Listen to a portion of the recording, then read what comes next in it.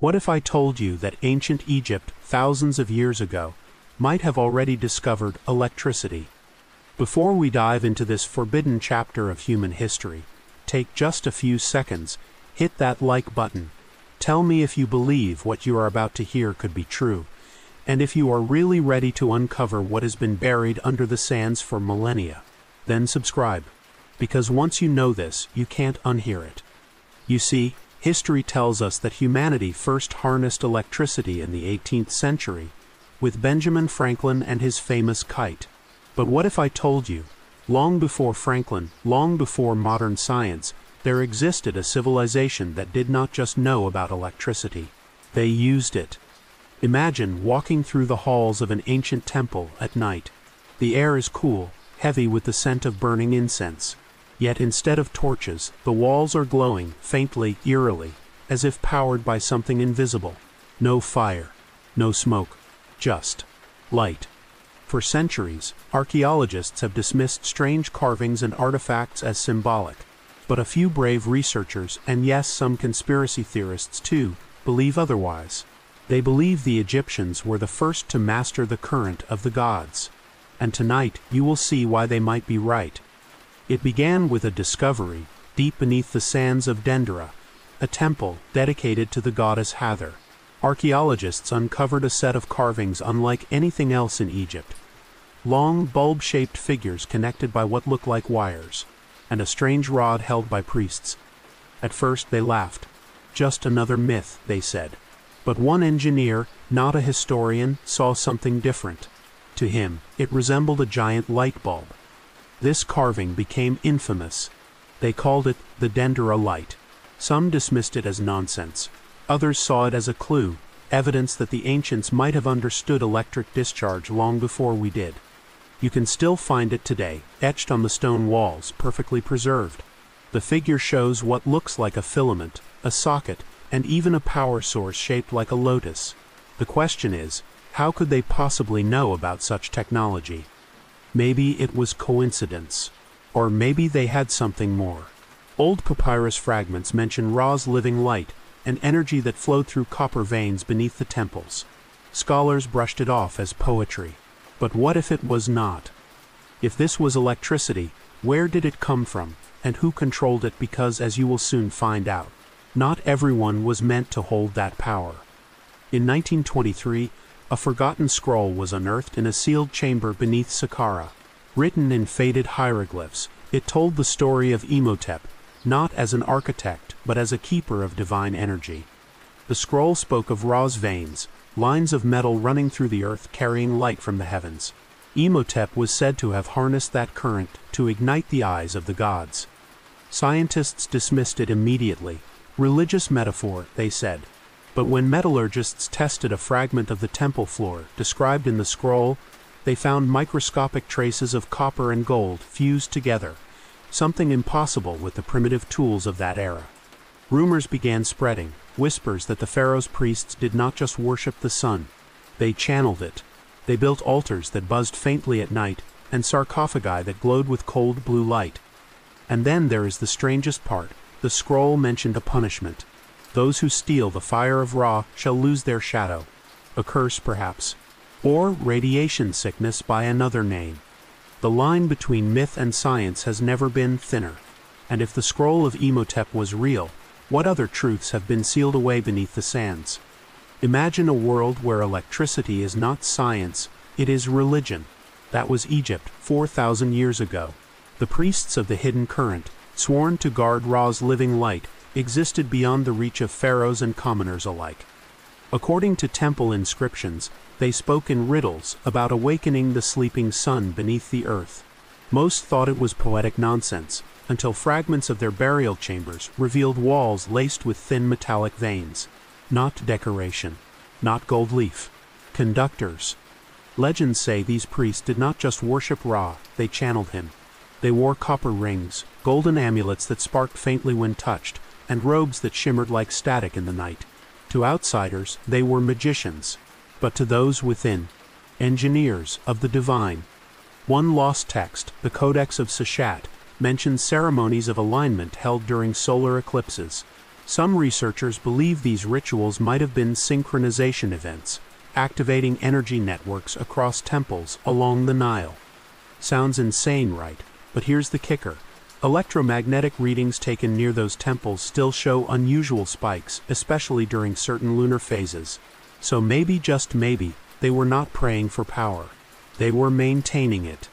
You have heard 1,000 theories about how the pyramids were built: aliens, slaves, sound frequencies, even giant ramps. But what if they were powered? In 1998, geophysicists discovered traces of subterranean water channels directly beneath the Great Pyramid of Giza. Flowing water creates electrical potential.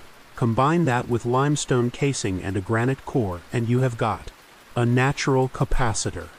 Think about it. The pyramid's base is perfectly aligned to magnetic north. Its chambers resonate at 440 Hz, the same frequency musicians use to tune instruments today. Coincidence or calibration? Some researchers believe the Great Pyramid functioned as a massive energy amplifier, collecting static electricity from the atmosphere and channeling it through copper-tipped obelisks placed across the desert. A global power grid, thousands of years before Tesla. Of course, mainstream Egyptologists rolled their eyes, but Nikola Tesla himself once said, "Ancient monuments are evidence of a universal energy system lost to time." And maybe, just maybe, he was right. In 2010, a physicist named Elaine Cartwright visited Egypt for a research project, officially to study ancient alloys, unofficially to chase a rumor. A local guide led her into a collapsed chamber near Abu Rawash, north of Giza. There, on a cracked wall, she found something incredible: a carving of a human figure holding a coil connected to a circular object surrounded by rays. Below it, the words, "The Circuit of Ra." Dr. Cartwright scraped a bit of residue from the wall. Lab tests revealed traces of electrum, a natural alloy of gold and silver that is highly conductive and resistant to corrosion, the same metal used for the pyramid capstones. The Egyptians called gold the flesh of the gods and silver their bones. Combine them, and you get a living circuit, an elegant metaphor, or an actual power system. Here's the chilling part. The chamber emitted a faint hum when humidity rose. Not a coincidence. High moisture plus buried metal equals, yes, electrical current. When Dr. Cartwright tried to publish her findings, her university shut her down. The funding disappeared. Her equipment confiscated. Officially, she retired early. And officially, she vanished. Some say she found something she was not supposed to. Others say she joined the priests. They said it was superstition, a hoax, a misreading of hieroglyphs. Until the night of June 12, 2014. A documentary crew, filming inside the temple of Edfu, accidentally triggered something. As one of the technicians adjusted a copper probe for a ground scan, the device shorted out, and the chamber lights flickered. For a brief moment, a soft hum filled the hall, followed by a faint glow from a stone carving on the wall. The shape was unmistakable, a lotus emitting tendrils of light. The footage never aired. The crew claimed their equipment was seized by authorities. But an anonymous clip leaked online, grainy, 12 seconds long, showing that wall glowing like a low-voltage bulb. Experts debunked it as fake CGI. But others noticed something stranger. The light pulsed at a steady 50 Hz, the same frequency used in modern electrical grids across Europe and Africa. Coincidence? Maybe. But tell me this, how could a civilization from 2500 BC reproduce the rhythm of modern electricity, unless we inherited it from them? Power changes everything, and that includes ancient Egypt. Records from the Book of the Two Ways describe a time when the light of Ra became divided among pharaohs. Each claimed divine right over the sacred current. What followed was not myth, it was war. Obelisks were no longer monuments. They became weapons, conductive spires that could discharge energy in bolts of white fire. The War of Light, as one forbidden text calls it, devastated entire regions. Crops burned, sand turned to glass, and cities vanished overnight. Historians call it allegory. But scientists have found something odd: patches of desert glass across Egypt. silica fused at temperatures higher than any natural fire can produce. One legend speaks of a crown that burned without flame. Pharaoh Seti wore it into battle, a headpiece powered by the breath of Ra. If that sounds like a lightning weapon, you are not alone. And here's the haunting part. After Seti's death, every record of that technology vanished. The temples sealed, the priests executed, the knowledge buried. Because even in the ancient world, electricity was power, and power corrupts. No empire lasts forever, especially one powered by the gods. According to fragmented papyri found near Luxor, after the War of Light, Egypt fell into what was called the Age of Shadows. The priests could no longer control the current. The temples began to hum uncontrollably, devices malfunctioned, and strange blue storms swept across the Nile. Some believed it was Ra's punishment, others said the energy grid collapsed. Either way, the Great Network went dark. The last spark was said to flicker inside the Great Pyramid, before vanishing forever. Then came the cover-up. The next generation of rulers erased all references to the living light. Art, writing, entire libraries destroyed. They rebuilt Egypt as a kingdom of stone and silence. And that is why, today, the story sounds like myth. Because someone, long ago, wanted it that way. But here's the chilling thought: energy does not die. It transforms. And if that current ever flowed through the earth once, who is to say it is not still moving, right beneath our feet? Centuries passed. Egypt forgot its electric gods, or so it seemed. But legends whispered of those who still carried their spark. In the 19th century, British explorers reported meeting desert tribes with strange skin conditions, patches that shimmered faintly under moonlight. Locals called them the copper-blooded. They claimed descent from the lost priests of the hidden current. When samples of their hair and nails were secretly tested decades later, the results were bizarre: elevated copper and gold ions far beyond normal human levels. Their bodies were not poisoned. They were conductive. One French doctor noted that static discharges occurred whenever the air turned dry. One of the tribesmen allegedly said, "We are the echo of Ra's breath." Could generations of exposure to ancient energy have altered human DNA? Or were they simply keeping a very old secret alive? Because here's the chilling part. Many of these tribes vanished after 1936, the same year Nazi Germany began its occult expeditions into North Africa. And guess what their main objective was? To find the source of divine electricity. Fast forward to 2008. Deep in the white desert of Egypt, a team of American researchers stumbled upon something extraordinary. A cave system lined with metallic veins glinting through limestone. At first, they thought it was pyrite. But under UV light, the metal pulsed faintly, like it was alive. The deeper they went, the stronger the signal became, until their instruments overloaded. Inside the main cavern stood a colossal obelisk, fractured, covered in hieroglyphs that glowed when photographed with infrared cameras. The translation: "Here sleeps the current of Ra.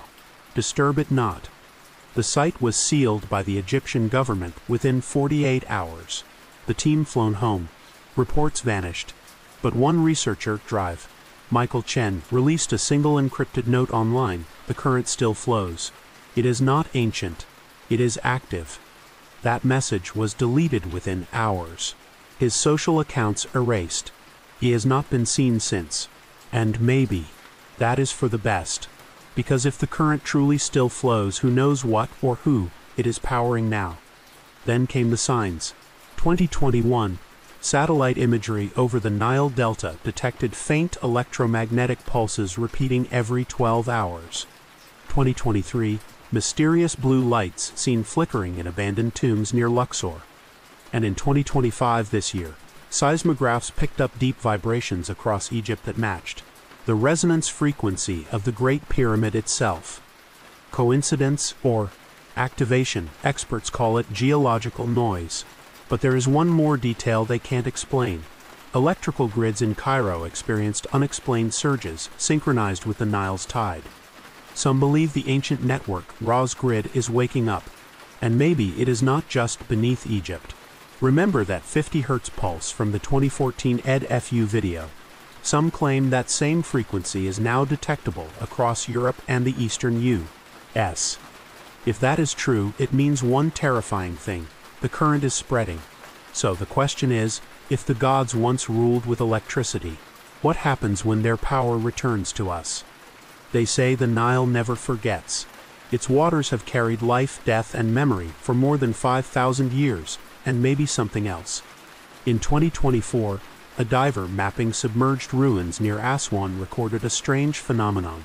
His magnetic sensors spiked, the compass spun wildly, and a low hum like the sound of distant machinery filled his headset.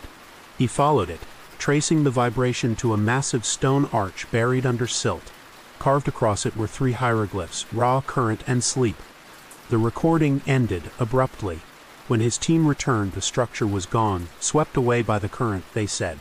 But the diver swore the water glowed blue before everything went dark. So maybe that is where it has been all along, beneath the river that birthed Egypt itself, waiting for the right time or the right hands to wake it again. Because history does not repeat itself. It reboots. And now I will leave the question to you. If the ancient current of Ra truly awakens, do you think humanity is ready for its return? Tell me in the comments what you believe, and what secret you think still sleeps beneath the Nile.